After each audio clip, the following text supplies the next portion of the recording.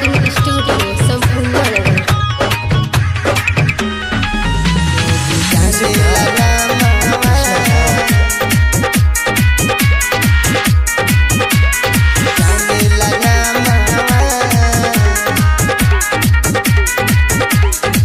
हरे भीम के जयंती लोग जाने ला नामवा, बन के आइले मसीहा लोग जाने ला नामवा। भीम जी तो ऐसन कके गइले हो कामवा, भीम जी तो ऐसन कके गइले हो कामवा। हरे भीम के जयंती लोग जाने ला नामवा, बन के आइले मसीहा लोग जाने ला नामवा।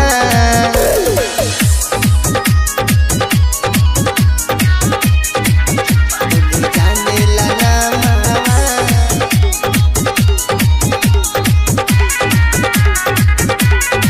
बन के आइले मसीहा लोग जाने ला नामवा।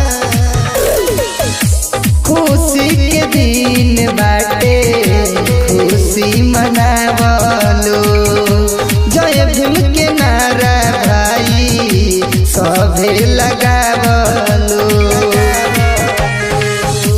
खुशी के दिन बाटे खुशी मनावलो, जय भीम के नारा भाई सभे लगावलो। 14 अप्रैल के हो भइल जनमवा, 14 अप्रैल के हो भइल जनमवा।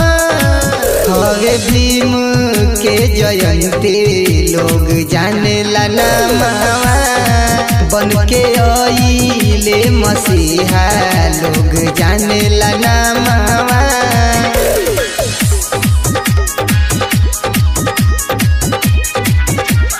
जाने ला नामवा,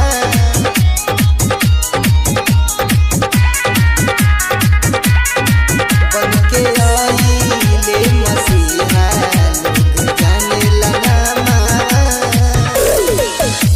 गावे अविनाश ज्योति के हो गीतिया, लागल बा हमरो भैया भीम से प्रीतिया।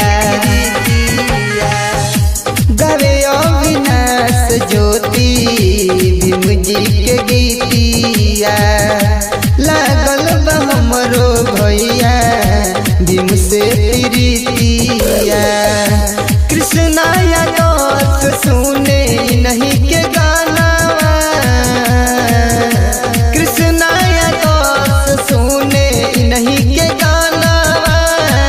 हरे भीम के जयंती लोग जाने ला नामवा, बन के आइले मसीहा लोग जाने ला नामवा। कृष्णा रिकॉर्डिंग स्टूडियो संपूर्ण नगर।